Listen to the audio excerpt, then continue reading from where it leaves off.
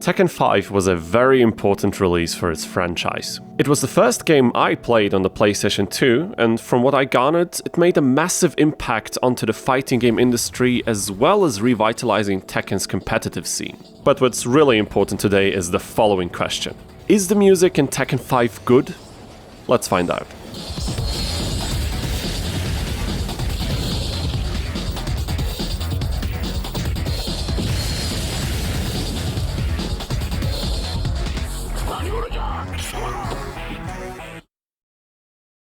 While Tekken 4 had tried to innovate on multiple layers, a lot of its unique qualities were not appreciated by most at the time. Tekken 5 had to deliver, and deliver it did.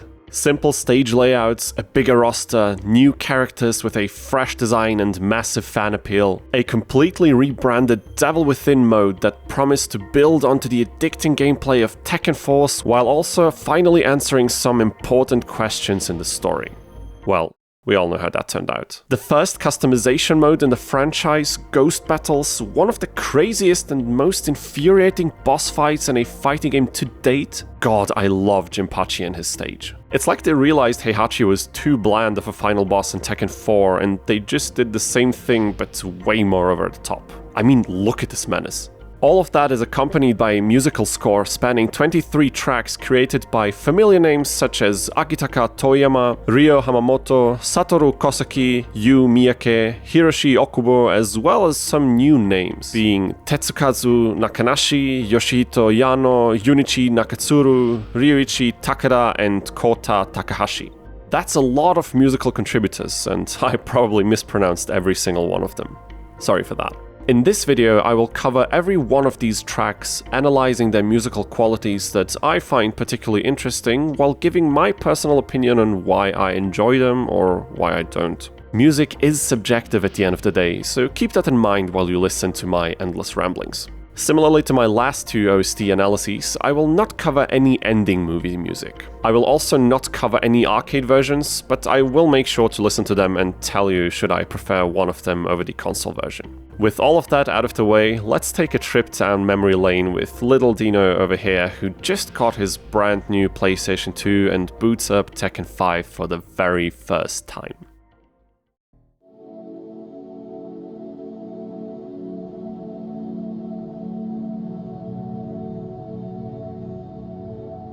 Tekken 5 has the unprecedented appearance of two opening movies that also feature separate soundtracks. The first one is I'm Here Now, a remix track that is strangely named after the lyrics of the second OST, Sparking. I don't really hear any direct connection between these two tracks, but maybe I missed something. If you hear any references here, let me know in the comments. This track is tailor-suited for the intro sequence of Heihachi and Kazuya waking up in Honmaru just as the barrage of Jack robots starts infiltrating the building. At this point, I should probably mention that I absolutely adore this intro movie. It's my favorite piece of visual Tekken media by far, and every time I watch it, I get incredibly hyped. Interestingly enough, I don't remember the last time I listened to I'm Here Now without watching the opening alongside with it. All the sound effects and Heihachi's lines are so ingrained in my memory, they're just an integral part of this movie's sound design. Honestly, listening to the isolated track feels like something's missing. Regardless of that, the sections of the song line up perfectly with the different shots of the intro and do a great job of conveying the different moods of each specific shot. Let's look at the very beginning, for example. In the Tekken 4 canon ending, we see Jin flying out of the building, leaving a giant hole in the roof with the moonlight shining through and a few of his wings' feathers slowly sinking to the ground. The music accompanies this with a few soft synth notes. Kazuya and Heihachi dizzily waking up from their son/grandson-induced slumber is accentuated by the hi-hat slowly building up a groove, and when the jacks are finally fired from these brutal-looking helicopter cannons, we can hear the main riff of this track slowly fading in. And once the jacks burst into the inner shrine, the main section resounds at full volume.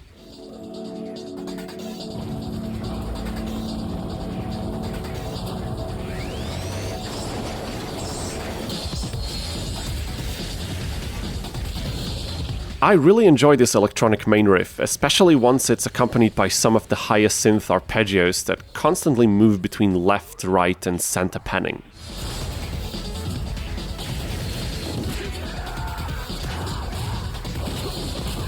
My favorite part is probably the calmer section, right as Kazuya and Heihachi get ready to fight against this army of jacks.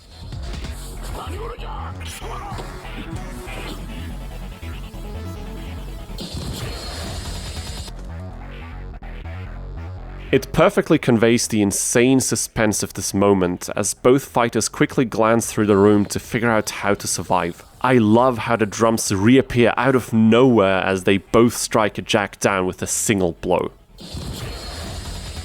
Lovely.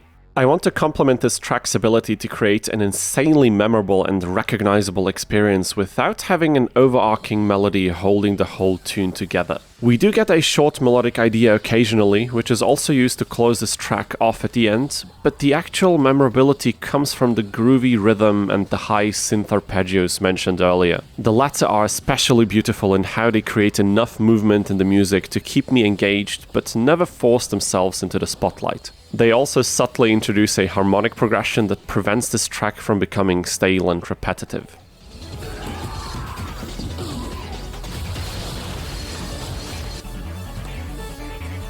All in all, I love I'm Here Now. It's perfectly handcrafted to support the visual material in the best way imaginable, and I have a blast every single time I watch it. The standalone track is nice to listen to, but I do catch myself always thinking about the opening movie while listening, so I guess I have to criticize that the track itself doesn't really hold a unique identity. I do feel like Tekken 4's A Fist for a Fist and Tekken 2's Black Winter Night Sky do a better job in this regard, at least for me personally. But Tekken 5 does have two opening movies with entirely different goals, so the comparison is not quite fair. All things considered, I'm Here Now might not be my favorite opening song in the Tekken series, but it is surely an incredibly strong tune in its own right and always a pleasure to listen to. I'm here now. I'm doing the best I can. But are you now? Alright, so I began writing down notes on what I wanted to say on this incredibly iconic piece of video game music. I was listening to it on repeat, trying to organize my thoughts and feelings into coherent points for an analysis, and it went well. So well, in fact, that I ended up with so many things I want to say, I could have easily filled an entire video script with them. And that's exactly what I'm gonna do. Sparking, to me, is special, in the sense that I feel incredible nostalgia for it, but at the same time, I definitely see and hear how a lot of its elements feel outdated, premature, and sometimes just flat out weird. Explaining all of this would certainly break the scope of this video, so I will do that in a separate video, probably releasing right after this one. I will give you a short rundown on my most important points though, so we can still keep this OST review complete. The main issue I have is that sparking works really well with the movie, but feels a bit hollow without all of these sound effects and character grunts. It is only when I listen to it in isolation that I notice how many little things start to bother me, but once I notice them, they also bother me when I watch the movie again. The singing vocals feel rather amateurish and have bad intonation in quite a few places.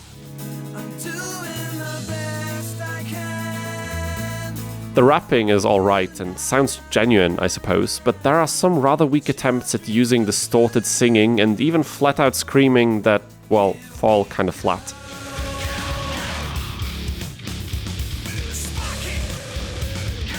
The stylistic direction is clearly influenced from nu metal and alternative metal bands from the early 2000s. Distorted guitar riffs, rapping during verses, clean, almost whiny singing during other parts, cringy lyrics, it's all there. Sparking does a decent job of pulling this style off, but it's not really an example you'd want to show to introduce someone to this style of music. Overall, sparking works well in the context provided. I especially want to compliment the instrumental songwriting, as I think that there are some great ideas in here that sadly just haven't been pulled off as well as they could. While it might not age as well as some of its predecessors, it's still iconic, full of energy and fun to experience. For a more detailed analysis, you'll have to wait just a little bit longer.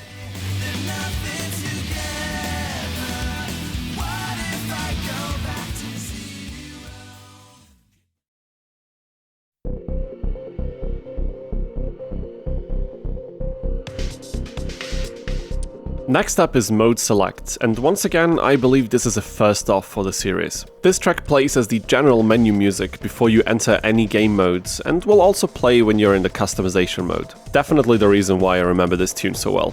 There is one thing I find very confusing about this tune. Where exactly is the pulse? Is it the first hits of the bass, like this? Or is that note just a pickup and the actual one is the notes after it?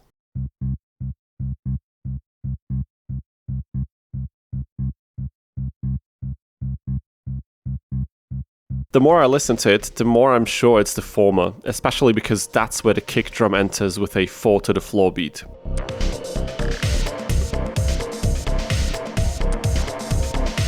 It still doesn't feel very natural, and I believe this is, the third time I've had this issue with Tekken tunes? It might just be me, but usually I'm fairly good at recognizing rhythm, so maybe they could have just made it a bit clearer right from the start. Anyway, Mode Select is truly a background track, since there are no elements that take the spotlight, so you can focus on customizing your character to your heart's content, or fiddle with the difficulty settings until you're finally able to beat this belly-mouthed bastard. God, I wish I knew how to sidestep when I was younger. I like how this track still moves through varying degrees of intensity, mostly due to these high notes climbing increasingly higher as the track progresses, only to finally dissolve at that climax and leave the space empty again.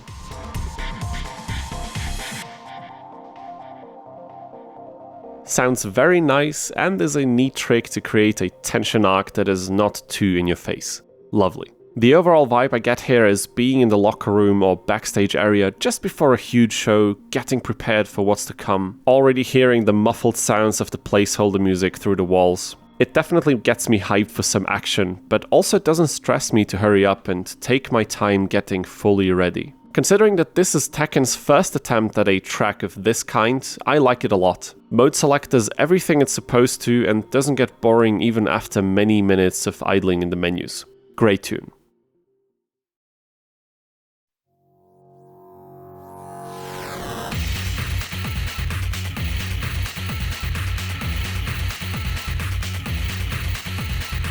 Okay, the name is funny, I like it. Obviously this is the character select of Tekken 5, so we can actually make some comparisons this time. Who's Afraid Of is quite groovy and rather upbeat. I feel like it shares some similarities with Tekken 3's character select theme, at least in terms of what atmosphere it creates. Tekken 5 feels a bit more hype though, while Tekken 3 was a bit more cozy and was just grooving away. If the mode select was akin to waiting backstage and hearing the muffled idle music before the show starts, this feels like the call to action. It's time to enter the stage and bring the performance of your life. The colorful lights in the background and the large preview images of the characters really help to sell this idea. I adore this character select menu. Musically, there's not too much going on. We have this bass groove that repeats endlessly. Very nice. Above it we have a wide array of different electronic sounds that sometimes create a nice melody and sometimes cause more friction with sharper sounds.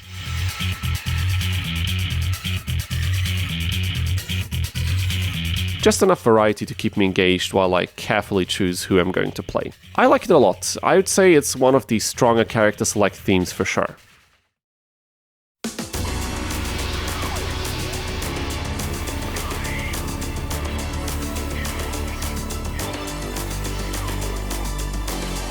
Dragon's Nest is the first stage track on our list, and it sounds freaking dark, especially the intro. The looped guitar riff with the sci-fi-ish synths on top remind me of some Tekken 3 and Tekken 4 tunes.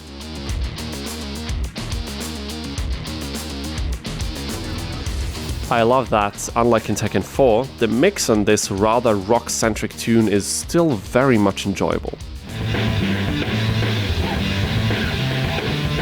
I can hear all the various elements clearly, and it doesn't feel like anything is overmodulating. I especially like the transition into the calmer section near the end.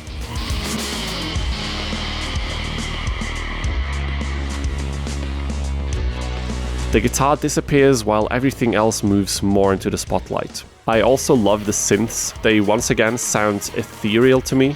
whatever that means. And generally speaking, I like Dragon's Nest. It's not the most memorable of tracks and will likely not be in any of my top lists, but it is very enjoyable. I also like the stage aesthetics a lot, even though I expected something way darker when I heard this track for the first time after many years. Also, a quick side note, it seems that, unlike in Tekken 4, Tekken 5 does not change the flow of the music for round transitions or final rounds. This was a feature newly introduced to Tekken 4, at least in terms of console releases, but seems to have disappeared from this game. Watching some gameplay footage on YouTube, I must say I do enjoy the constant linear flow of the music throughout the fight. One of the main criticisms I had for Tekken's adaptive soundtrack was that the transitions were very abrupt, which would often take me out of the immersion for a brief moment. I even made a short analysis video focusing entirely on this feature, so if that's something you're interested in, make sure to check it out, top of the screen right now. We'll see how this continues for the remainder of the OST, but for now my impression is that I prefer this traditional linear system over the one we had in Tekken 4. But make sure to tell me which system you prefer more and also why.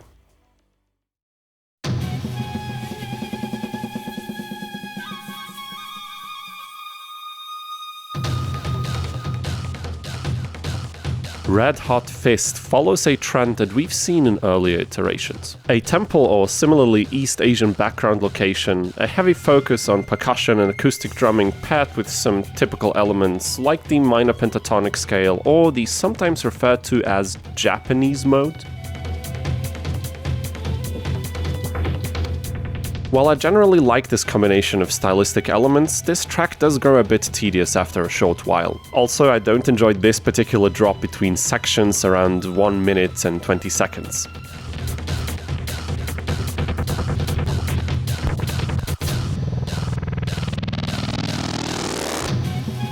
It's just too in your face and takes me out of the experience. What also starts to get annoying quickly is this particular sound that seems to be some form of vocal sound sampled and edited to appear percussive and electronic. Red Hot Fist is cool in a gameplay context, but not something I'd listen to in isolation. At least not for long. But I do get the feeling that they really wanted to create fitting pairings between stage visuals and the respective songs this time, so let's see what else Tekken 5 has in store.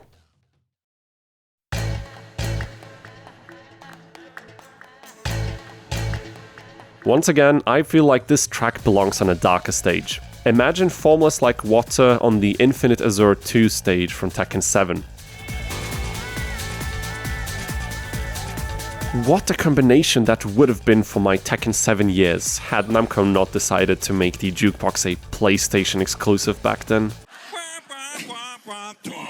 Consumer unfriendly choices aside, I like this tune a lot. There are not that many components here, but they are used efficiently. The intro is incredibly iconic and completely stands out from the rest. It's basically a count-in for the actual song, but works incredibly well in building suspense quickly.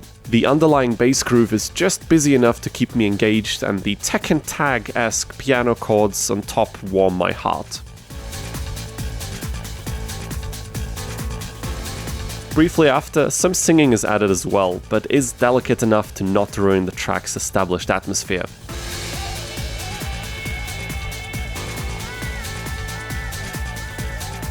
What I don't like so much are the slightly more eerie bits without the piano and the not-so-conventional vocals.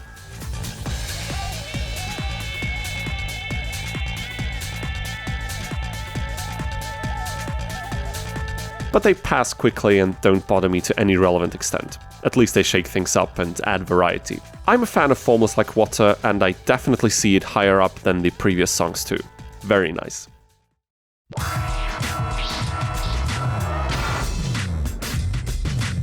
A lot of people seem to believe the Unforgiven track from the Urban Jungle stage is best enjoyed with the crowd noises you hear during gameplay, so let's see for ourselves.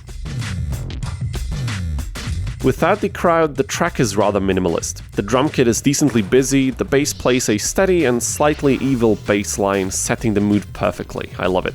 After a while, we get a nice synth melody on top that feels very old school hip-hop to me.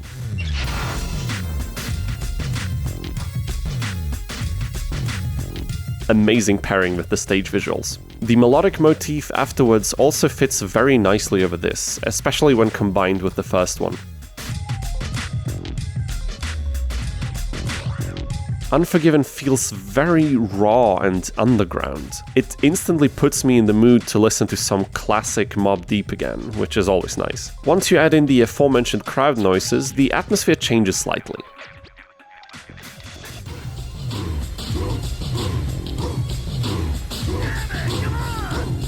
Now it feels much more suited to fighting, which makes sense, doesn't it? This whole setting seems incredibly dangerous and volatile. Fighting on concrete floor, a bunch of smug-looking people who all seem ready to jump in themselves any second, a freaking car hanging from the roof somehow.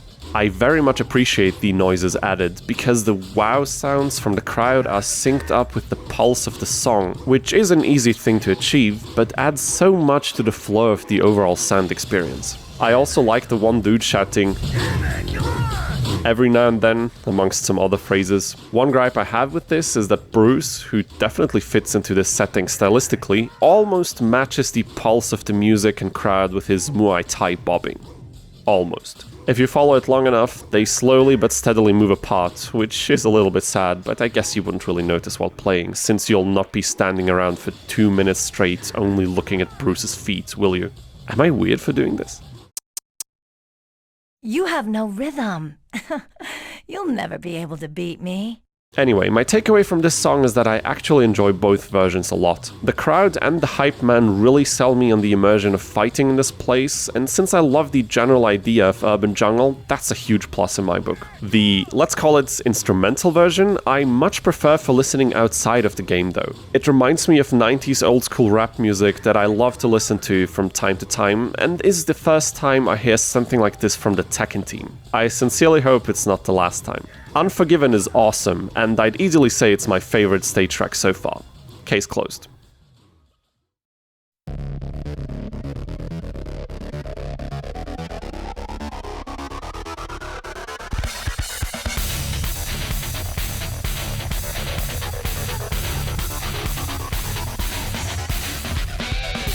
Crimson Sunset is a very busy track, to say the least. The first thing I notice is it makes me want to move. Go somewhere, do something, preferably something physical. Always good in a fighting game. This track mixes a very distorted guitar riff and heavy drums with a lot of electronic elements, which will always remind me of Tekken 3's Big Beat soundtrack. We've had stylistic callbacks like this both in Tekken Tag 1 and Tekken 4, but honestly, this is the first time ever since I covered Tekken 3 that this approach feels fresh and somewhat exciting to me. The sections with the similarly effect-laid rapping feels very much in line with the intro song Sparking. I love when there's stylistic connections between tracks. What I find weird, however, are some tempo changes in the middle of the calmer section, followed by a rhythmically more demanding drum arrangement.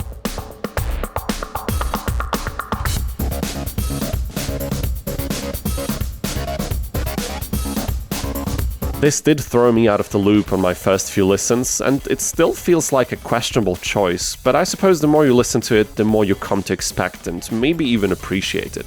All in all, Crimson Sunset is a solid entry and strikes a satisfying balance between electronic and rock music elements. It's not my favorite Tekken 5 stage track though, and looking at what's next, Crimson Sunset will only move further down the list.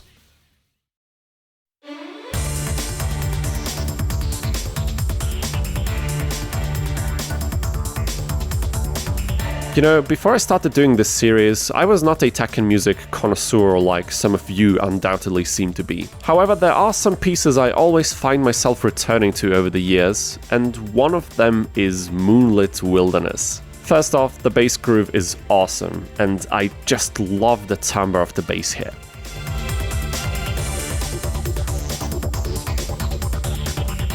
It's heavy, but still sharp and bouncy. The higher elements, such as the strings, the choir, and bell, add this layer of godliness that makes me wonder if they intended to use this on the cathedral stage instead.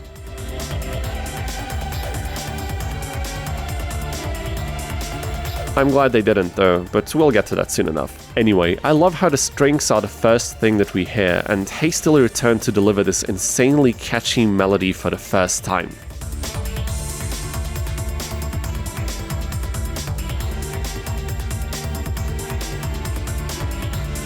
This is later repeated by a choir, but beautifully harmonized, all the while the strings play a contrasting line below it.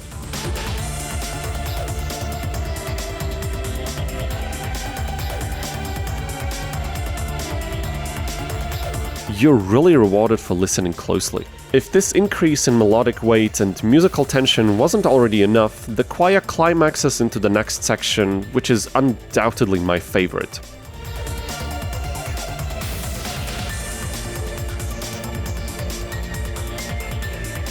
All things point towards an end of this intense part, but then we are surprised by yet another section that's equally intense and equally beautiful. This is substantiated by the chord progression, which utilizes a very old yet very powerful trick to subvert the listener. It's called deceptive cadence, and for those of you who know a bit about Western music harmony, it's basically setting up a classic cadence with a dominant supposedly moving back to the tonic. A very, very common tool to establish tension and relief, but in this case, the dominant does not move back to the tonic, but to the 6th scale degree instead, creating a feeling of surprise and unexpected excitement. This strategy has been used at least since the Baroque period, so something around 400 years ago, but still finds common use today in a lot of genres, and it simply works. The same thing happens here, and to make the surprise even more impactful, we get this beautifully melancholic piano melody in a very high register.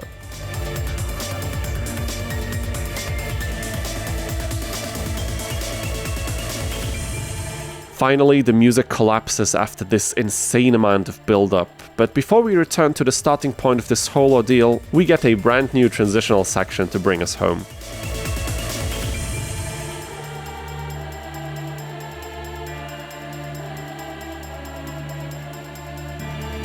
I also love this part as it keeps the density low in order to properly cool off from what happened right before, but still offers a lot of harmonic tension to propel us to the starting point. It's just very well written in my opinion. Now, all of these things I mentioned are not rare or incredibly complex, but they are important in creating this overall seamless flow that Moonlit Wilderness has. You don't necessarily notice any of them precisely because they've chosen and placed them so thoughtfully.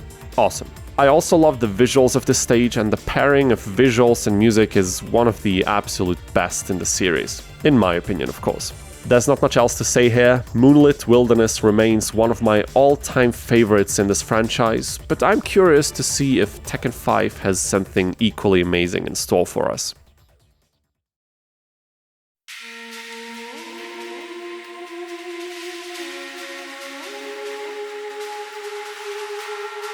The intro of Gold Rush is quite nice. The singing is just alluring, it piques my interest in what's about to happen. Unfortunately, what happens immediately afterwards feels a bit generic. I can't remember exact examples off the top of my head, but it feels like a riff that we've heard quite a few times from the Tekken catalog alone, or at least something strikingly similar. The singing from the intro returns and sounds a bit like a siren's call to me, luring me into this dark place full of treasure and riches. But is it really all that's awaiting me? Or is it perhaps a sinister place laid with dangerous traps? I always get what I want. Geez, that aged very poorly.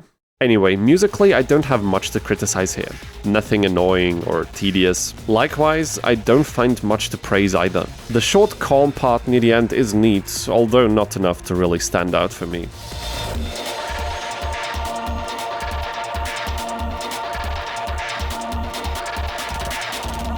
Gold Rush is certainly a solid entry, and I'm getting the tendency that Tekken 5 might be full of very solid entries. However, so far it seems to be lacking standout highlight tracks that clearly set themselves apart. Tracks that instantly burn themselves in your memory. Let's just hope for more Moonlit Wildernesses.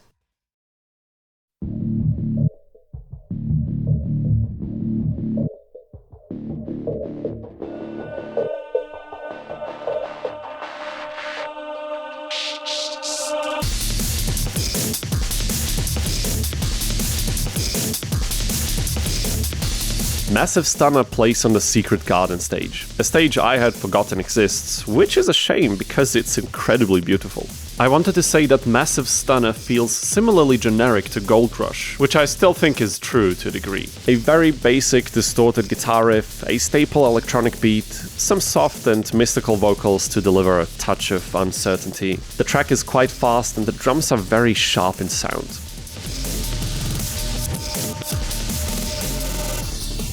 It feels more aggressive and energetic because of it, which is always a plus for a fighting game, but upon my first few listens, it didn't really make me feel anything, so I had left it at that. However, one of my friends casually mentioned that Massive Stunner is one of their favorite tracks in Tekken 5 for various reasons, one of them being that it has quite a unique sound that is not really heard that often in the Tekken catalog. Initially, I thought we might just have different tastes, but somehow that one remark made me think about this track again. Now that I'm editing it, I do feel a bit differently about it. In isolation, I still find it a bit lacking, even though I can certainly appreciate the high energy and aggressive sound more now. But when I watch gameplay on the Secret Garden stage, I do vibe a lot with Massive Stunner. The intense music somehow fits the dark, slightly depressing background of this location.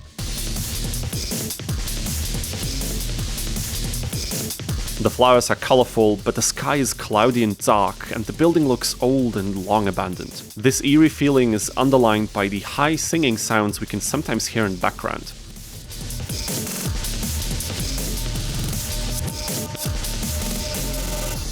They almost sound like howling, which intensifies the ambience of this haunted-looking mansion we're fighting in front of, and somehow I enjoy that quite a lot. I still don't perceive this as one of the best tracks in the game, not by a mile, but I do appreciate it more now that I listen to it with a different approach, especially combined with the striking visuals of Secret Garden. What a stage, and quite a nice soundtrack to go along.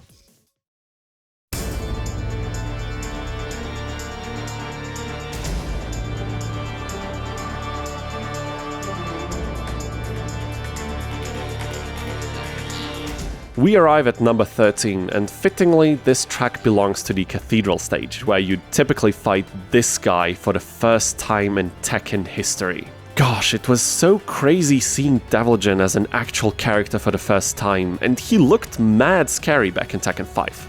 Holy hell. Fighting him in the Cathedral feels so deliciously sacrilegious. I love this pairing, but what does the music add here? Well, Antares has two moods. The first one kicks in right at the start and is exactly how I want the Cathedral stage to sound.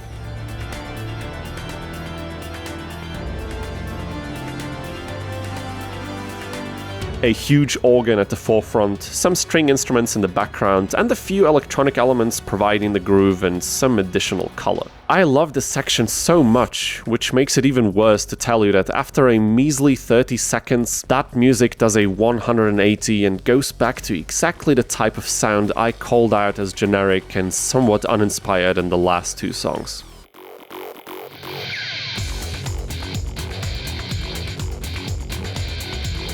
Jeez, what is it with these bass/guitar riffs that use only the root note and either a whole tone below it or a half step above?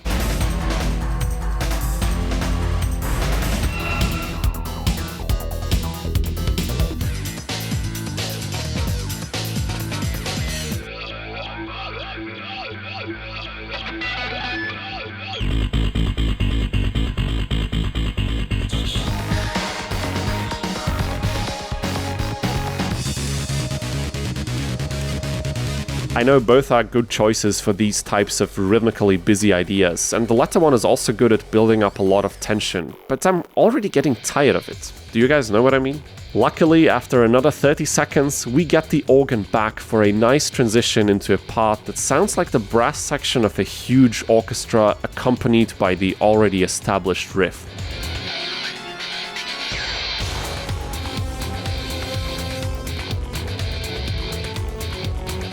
This part develops quite quickly and adds different sounds over its tension arc, ultimately climaxing back into the riff again, however this time keeping some of the additional instruments. This almost feels like a mixture of the two moods I mentioned at the start, but leans more towards the classically inspired intro, which I much prefer. I do enjoy this transitional section a lot since it offers a relatively big variety in sounds that synergize really well. Also, I'm very glad that the standalone riff was not longer than the intro.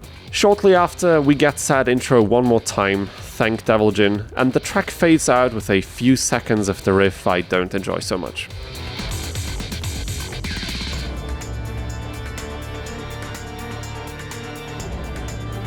In-game, this track probably loops at this point, so you'll hear these parts over and over again should you take a bit longer to beat up this frightening creature. Antares is one of these tracks I'm really glad I gave a second, third and fourth listen. The first time around, once that riff kicked in after the magnificent intro, I was immensely disappointed and thought the intro was just a tease that would not return at all. I'm still disappointed that we have these generic 30 seconds in there, but overall Antares stands out from all of the other tracks before, except Moonlit Wilderness of course, because it's too fucking good.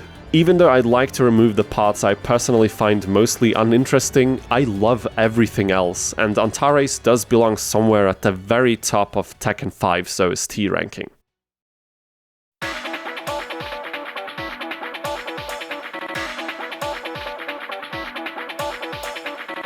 Streets is a classic.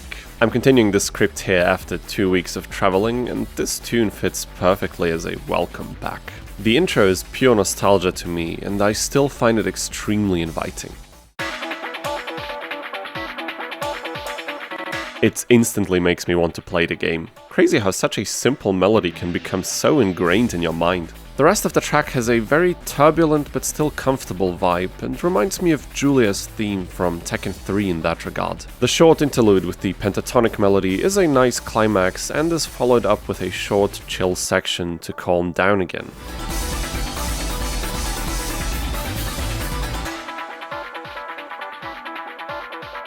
Simple, yet effective, I love it. With 1 minute and 20 seconds, the track stands out as one of the shortest ones, which is a bit of a shame, but at the same time works really nicely given the stage's context. You're on the rooftop in some South Korean town district at night, literal acid is raining down on you, and you have to beat your opponent quickly. I love the aesthetics here, and the hectic atmosphere of the music completely sells me in this scenario. A short but lovely tune. A quick note, in the official playlist, a remix of this track is included called the Astra Mix. It's mostly a loop of the original melody, accompanied with some brass section parts and altered bass riffs.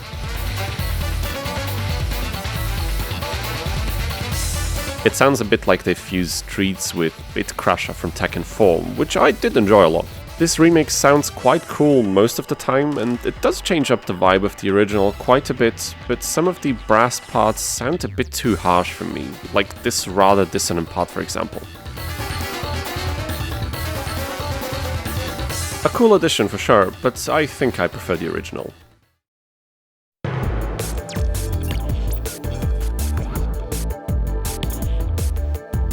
Frozen Paradise is next, and this tune plays on the Polar Paradise stage. Another one I had almost forgotten. Quite a weird stage now that I'm looking at it. Now, this track has a much more chill vibe. It's slower and thinner than most of the previous entries, and some of the sounds in here are deliberately made to sound bubbly and floaty, which I do associate with ice and snow for some reason. I do want to compliment Frozen Paradise on being really unique, not only in Tekken 5, but also the overall Tekken catalog. However, I really don't find it exciting to listen to. It works as background music for sure, but there's nothing special about it in my opinion, and the stage is also not the most exciting to look at, so a rather basic tune at the end of the day.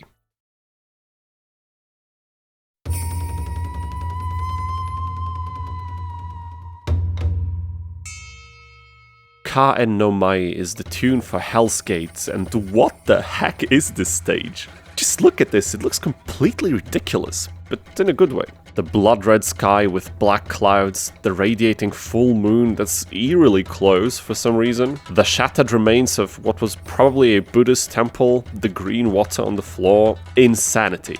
Interestingly enough, the concept art for this stage was mostly blue. What's also interesting, Brian Fury is the only character who has a story interlude here, which is quite rare. Most stages feature quite a few character interludes. The song for this scenery is straightforward. We get what I would assume are mostly East Asian folk instruments, including some percussion as well as a plucked string instrument, most likely a biwa. Yeah, the concept is simple, but I enjoy it. It has a lot of momentum, which is perfect for fighting music. I do wonder if the music really represents the crazy aesthetics of the stage properly. I would have expected something more eerie and unconventional sounding, but it's still a nice tune nonetheless.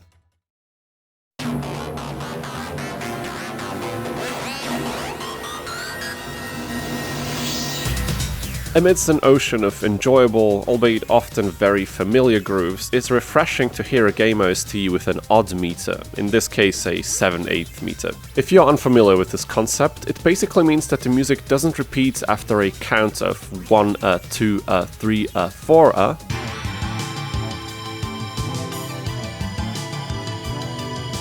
but instead after a group of 7 beats.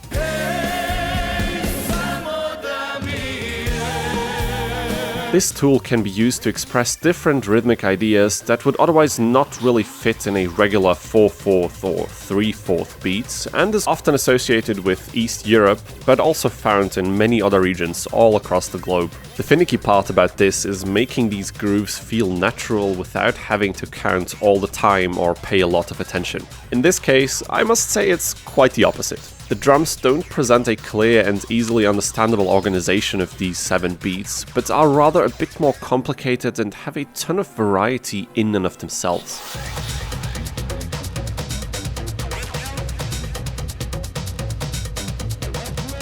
While this helps make the music sound even more alien, which is quite fitting for the Final Frontier stage, it does make listening to it a bit more tedious. A minor complaint though, as you can also just let the music flow without focusing on the rhythmic structure too much. The overall vibe of Orbital Move is quite freaky. It reminds me a bit of Terraria boss music.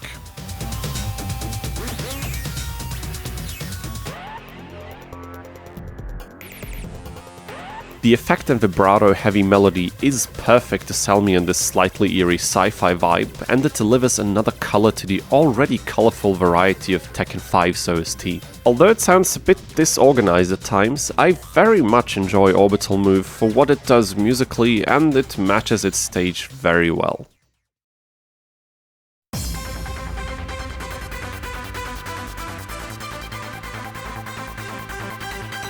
After listening to Poolside twice in a row, my main thought is, this is a song from the Sims OST, but on hard drugs. It has this particular coziness to it, and I think it's due to a very low amount of dynamics and timbre variety. All the sounds in here are present almost 100% of the time, and there are no sections that contrast each other in a significant way. You do get some variety in the melodic chunks flying above the fundamental groove, and there is the slightly calmer section with the piano at the forefront.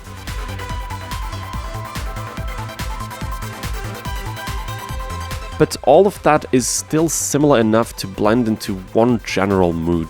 And while this could be interpreted as critique, I actually enjoy this about Poolside because it does this one particular thing very well. I feel instant comfort when I listen to this track. The only thing that throws me off a bit is the random voice line that appears occasionally. Could have gone without that in my opinion. Poolside is not the most musically intriguing song in here. It's also not the most exciting one, as there is nothing that stands out as a remarkable highlight. But it's a beautiful in-game track that feels very nice to listen to from start to finish, even outside of the game.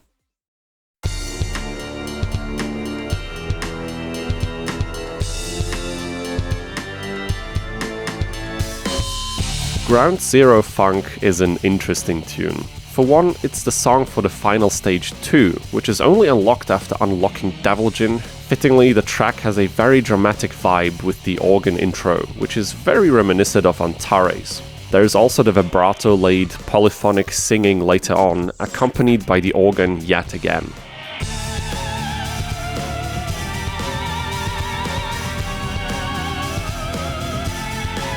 To To me, all of this screams Devilgin, just in a more aggressive way than Antares did. As I said, very fitting for a final stage. The general atmosphere of the rock/metal riff that serves as the backbone of this piece is also very nice.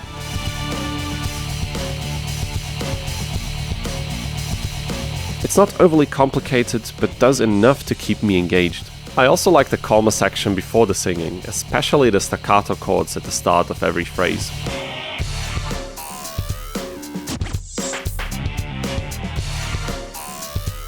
There is always some harmonic progression happening, either in the guitar, the organ, or these little effects, and I love this aspect of Ground Zero funk.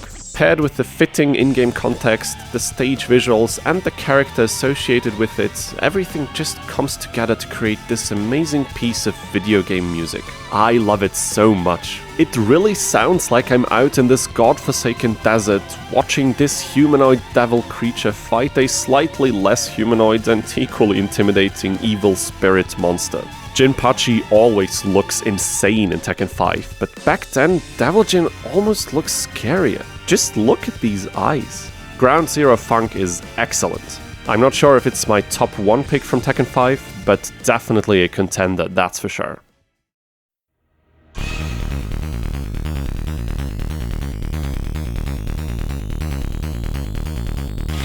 For all the dramatic tension and instrumental variety, I'm kinda glad that Ground Zero Funk is not the standard final stage theme. Because if it was, we would have missed out on this magnificent piece of music. I love the Finalizer, for very different reasons than the previous tune, but that's precisely what makes this game's OST so strong. The low synth bass starts to play a busy groove that will carry us through the entire final fight.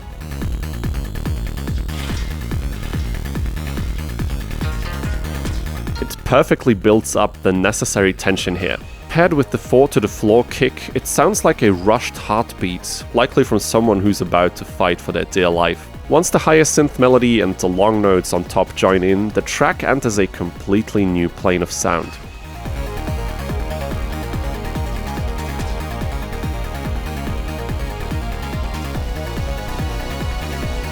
There's something bittersweet about this section. For all the hype and eagerness I feel during it, it also has a touch of stiflingly depressive desperation.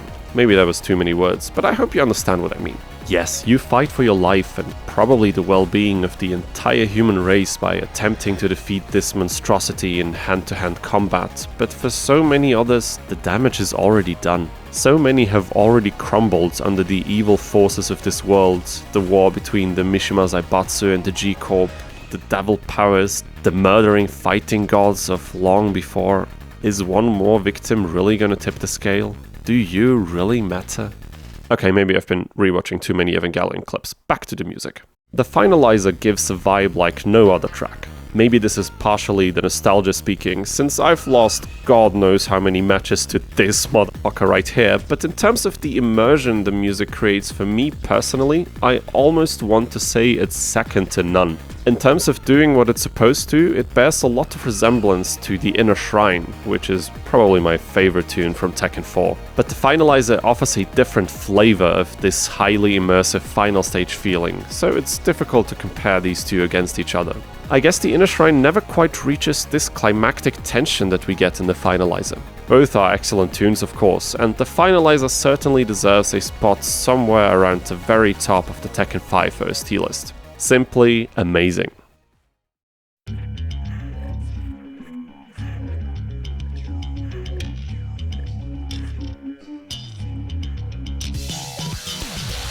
Of course, a few tracks are still left. Give Me Your Name is quite obviously the name entry track.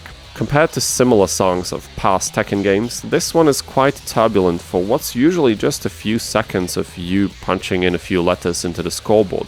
I could honestly see this being a stage track. It goes quite hard and offers a lot of energy. I like the vocals in the calmer section. There is a lot of distortion on them and they are partially screamed as well, so it fits the rather harsh nature of Give Me Your Name.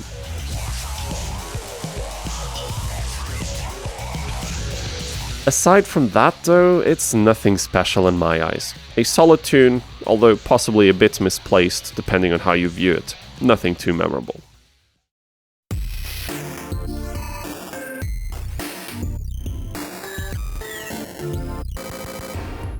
Next up is One More, which is not the last track, ironically. Originally, I assumed it is the staff roll theme of Tekken 5, but that's not actually true. The staff roll is a remix of the very first track from the intro. It sounds like this.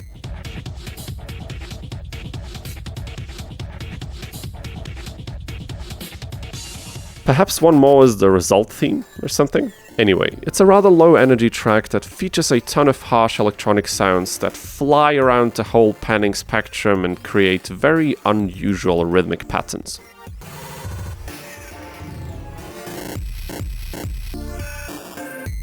There is some melodic and harmonic texture in here, hidden in the vast jungle of these unusual sounds, and frankly, that's the only saving grace in this tune for me. It's interesting that it exists, I guess, but I don't like listening to it.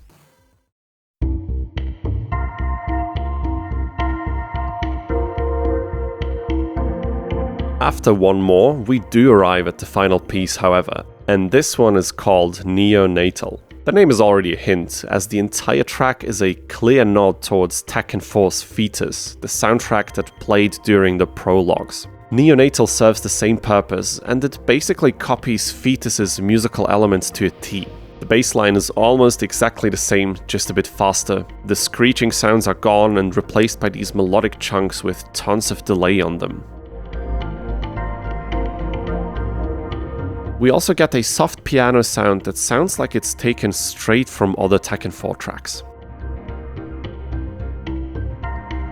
Due to these slight changes, Neonatal has a somewhat different vibe. Fetus was eerie and mysteriously dark. Even the storylines from complete joke characters felt intense and dramatic, sometimes even scary.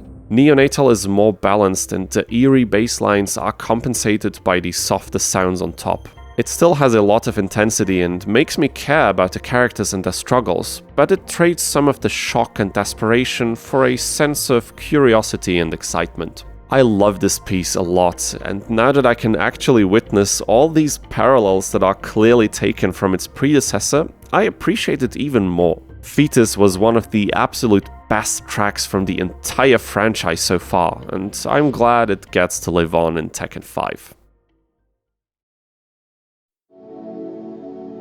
Tekken 5. Is the music good? Yes, but you probably knew that already. It offers a lot of individual tracks that I adore. Tracks like Unforgiven, Moonlit Wilderness, Antares, Streets, Ground Zero Funk, the Finalizer, and Neonatal are all highlights in their own right. The fact that there are that many speaks for itself, doesn't it? On the other hand, I feel like the average quality of the remaining tracks is still quite high. Tracks like Formless Like Water, Poolside, Ka-En-No-Mai, or Orbital Move might not be my favorites, but they all have great qualities to them and enhance the gameplay experience a lot, which is exactly what they should do. Since Tekken 4 was my favorite entry up until now, I feel like I do need to compare both of them directly. My impression is that the heavy tracks in Tekken 5 are mixed and produced way better, resulting in a much more pleasant listening experience, even when the musical substance is not the most engaging. Some of you commented that this might have been an intentional decision in Tekken 4 to sell you on the stage aesthetics, but A, I'm not sure I buy it, and B, even if that is true, the execution of that idea was just horrible in my eyes. I also feel like Tekken 5 songs tend to have a strong focus on immersion across the board. Whatever track I put on, I can almost instantly see the stage in front of me, which I think is very cool.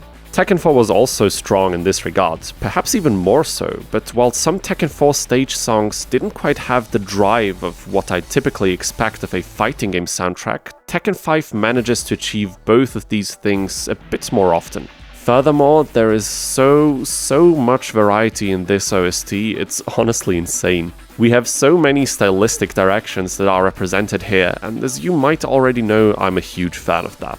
And no, Tekken 5's OST does not have the inherent stylistic consistency of, say, Tekken 3 or Tekken Tag Tournament 1, but I feel like everything still belongs in this game while keeping it also fresh on almost every track. This will certainly be an absolute matter of taste, but for me this is very much appreciated and one of the reasons I adore Tekken 4's OST so much. I'm not quite sure if Tekken 5 beats Tekken 4 in this particular regard, but it doesn't really matter, does it? I love that we get another amazing prologue tune, even though it's basically stolen from the previous game. I love that we have two separate final stage songs that both feel amazing, although they sound nothing alike. I love that so many of the stage tunes feel amazing as in-game fighting music, but also as isolated musical pieces in their own right. All of these aspects perfectly encapsulate the strong qualities of Tekken 5's music, and right now, at this very moment, I have to say that I probably prefer it even over the Tekken 4 OST, although very slightly. If I did a tier list, they'd be in the same tier for sure. But what do you think? Do you enjoy Tekken 5's OST? Do you prefer it over the others we've covered so far? Tell me what you think in the comments. Also, make sure to hit the like button, it helps me out a ton. Subscribe for more Tekken OST analyses, and hit the bell so you don't miss the next upload. Thank you so much for watching, and I'll see you all in the next one. Take care.